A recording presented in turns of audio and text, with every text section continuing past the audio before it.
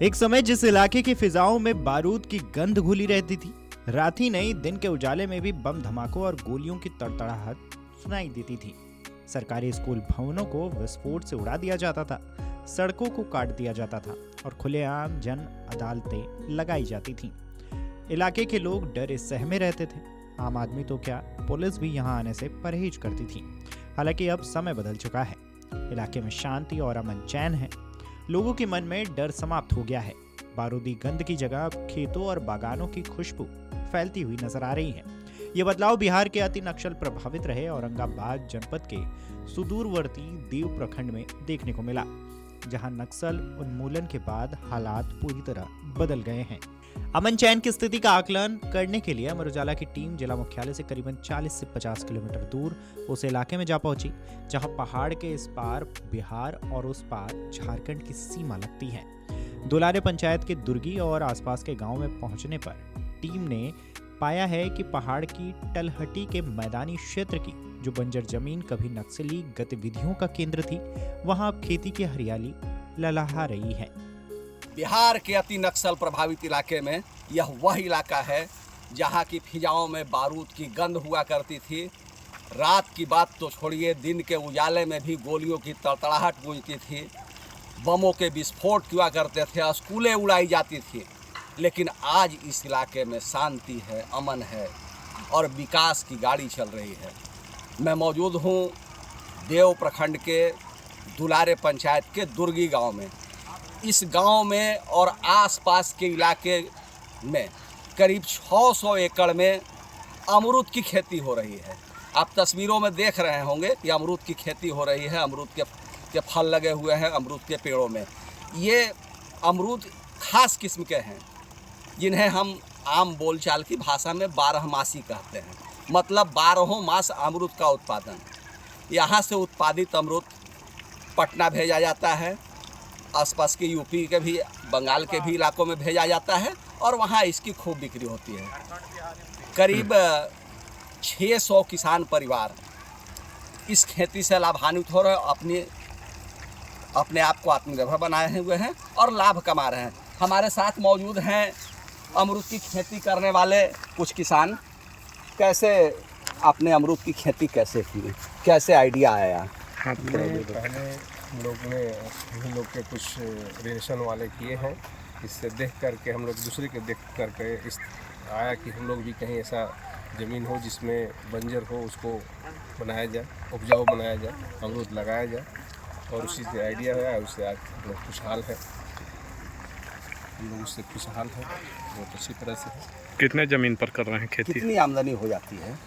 आमदनी का जैसे अभी तो पिछले में बारिश हो गई, इसलिए फल बहुत कम निकला है, नहीं तो आमदनी अच्छी खासी है।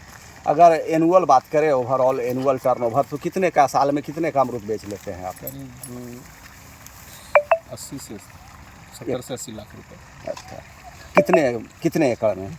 ये 200 एकड़। 200 एकड़ में। मेरे साथ एक और है किसान। क्या शुभ नाम हुआ आपका? अनिल कुमार। अनिल जी, ये बताएं कि अमरूद की खेती का आइडिया कैसे आया इस नक्सल प्रभावित इलाके में आपको? जैसे सबसे पहले तो यहाँ के लोगों को विकास की कुछ रास्ता नहीं मिल रहा था। अमरूद की खेती होने से यहाँ के लोग इसमें काम करते हैं, विकासशील हुए यहाँ के आदमी।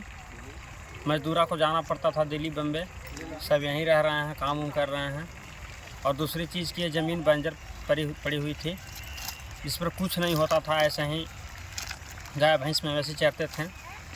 तो कुछ लोगों से सलाह मिला कि अमरूद की खेती अगर हो यहाँ तो अच्छा रहेगा। इसी बीच हम लोगों ने शुरू कर दिया। ये लाभ का सौदा है या हानि का? ना, लाभ का सौदा है। कितनी कमाई हो जाती है एक साल में? यही 70-80 लाख रुपए मैंने एक साल में। इसका कितने एकड़ में?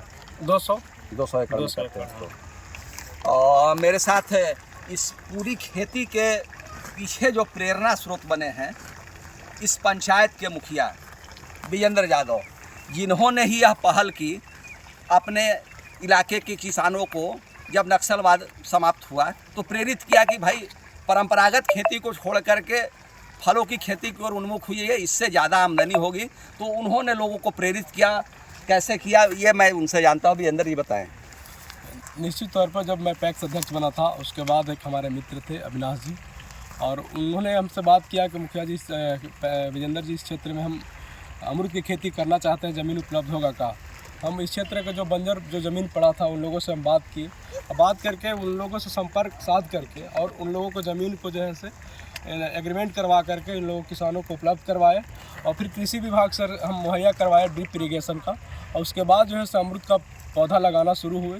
और उसके बाद जो है से लगभग दुलारे पंचायत के जितना भी बंजर भूमि थे 500-600 एकड़, सारे भूमि पर आज के डेट में जो है से अमरूद का पेड़ लगा हुआ है।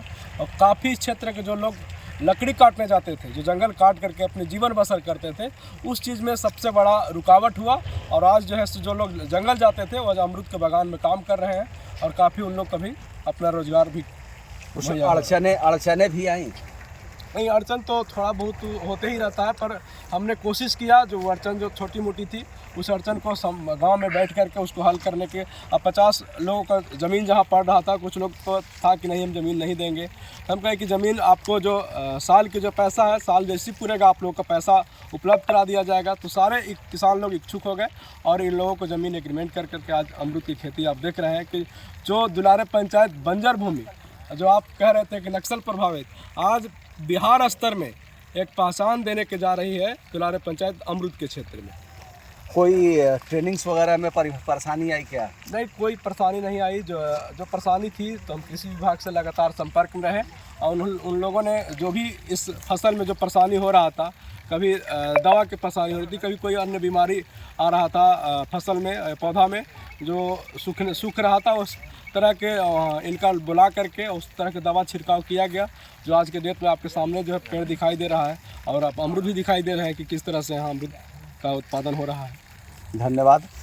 तो आपने सुना और देखा, कहा जाता है मानव जब जोर लगाता है पत्थर पानी बन जाता है, और इसी उक्ति को चरितार्थ किया है दुलारे पंचायत के किसानों ने, जो अति नक्सल प्रभावित इलाके से हैं, और नक्सलवाद समाप्त होने के बाद उन्होंने यह काम कर दिखाया।